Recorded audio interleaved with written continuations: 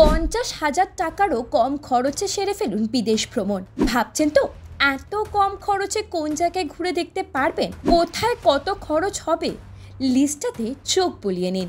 বিদেশ সফর মানেই লক্ষ লক্ষ টাকা খরচ, আর এই কথা ভেবেই নিজেকে বঞ্চিত রাখেন অনেকেই। সত্যি বলতে দেশের মানচিত্রের বাইরে পা রাখার কথা ভাবলে মধ্যবিত্তের মাথাতেও হাজারো চিন্তা ঘোরে। বিমানের খরচ, ভিসার খরচ, থাকা খাওয়া সব মিলিয়ে তড়িয়ে বেড়ে যায় টাকার অঙ্ক। কিন্তু জানেন কি, এমন অনেক জায়গা রয়েছে যেখানে মাথা পিছু মাত্র 50,000 টাকাতেই সফর করা যায়। পশ্চিমবঙ্গ থেকে দক্ষিণ ভারতে বেড়াতে গেলে যা খরচ, তারও কমে ঘুরে আসা যায় পৃথিবীর এই 3 দেশ থেকে। না, নেপাল, ভুটান, বাংলাদেশের কথা বলছি না।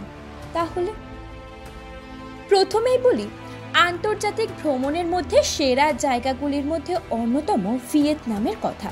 অত্যন্ত কম খরচে ঘুরে দেখা যায় এই দেশের ফ্যান্সিপান পর্বত, মেকং বদ্বীপ, নাচাং, ফুকুকের মতো জায়গাগুলির প্রাকৃতিক সৌন্দর্য। পাশাপাশি সে দেশের খাবারের প্রেমেও পড়ে যেতে পারেন কেউ। এখানে যাওয়ার পরিকল্পনা 4-6 মাস আগে করলে যাতায়াত মিলিয়ে বিমানের টিকিটের খরচ পড়বে 16,000 টাকা। এক্ষেত্রে নয়া দিল্লি থেকে ভিয়েতনামের বিমানের টিকিট বুক করতে হবে। সেখানে 3টি বিমানবন্দরের একটিতে পা রাখতে হবে। হ্যানয় নই বাই আন্তর্জাতিক বিমানবন্দর বা দানাং আন্তর্জাতিক বিমানবন্দর কিংবা হোচিমিন সিটির তান সান নাত আন্তর্জাতিক বিমানবন্দর। তবে সেখানে সব থেকে সস্তায় থাকা যাবে হোচিমিন সিটিতে ব্যাকপ্যাকার্সের হোটেলে অথবা ডরমেটারির একটি বেড বুক করলে।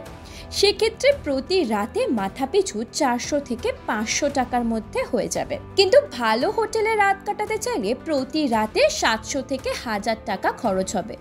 আর এই সব মিলিয়ে ভ্রমণের খরচ দাঁড়াবে আনুমানিক 40,000 টাকা। এরপরে লিস্টে যে দেশটির নাম আসে সেটি হলো সাংস্কৃতিক ঐতিহ্যে ভরপুর ইন্দোনেশিয়া। ভারত থেকে কম বাজেটের বিদেশ ভ্রমণের জন্য উপযুক্ত এবং ভিসা ছাড়াই ঘুরে আসা যাবে এদেশ থেকে। সেই সঙ্গে রয়েছে বালি, জাভা, জাকার্তায় ঢু মেরে আসার সুযোগও। এখানে স্থানীয় রেস্তোরাঁয় মাত্র 500 থেকে 600 টাকায় সে দেশের নিজস্ব খাবার চেখে দেখতে পারবেন পর্যটকরা। সেই সাথে সে দেশের জাকার্তায় হোস্টেল ঘর বুক করলে প্রতিদিন মাত্র 700 থেকে 1000 টাকার মধ্যে রাত কাটানো সম্ভব। তবে ভালো হোটেল হলে খরচ বাড়বে।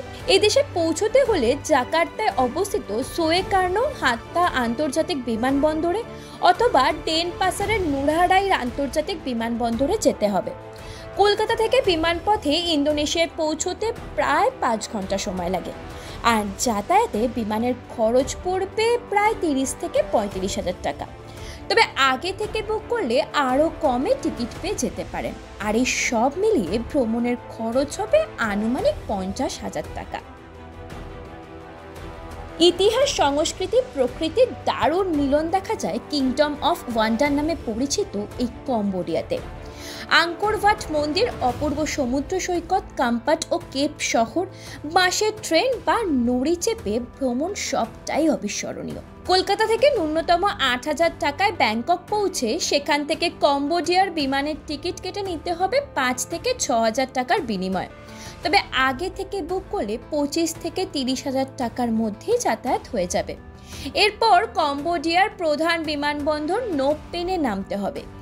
এখানে ব্যাকপ্যাকারদের হোটেলে প্রতিদিন মাত্র 300 টাকায় থাকা যেতে পারে।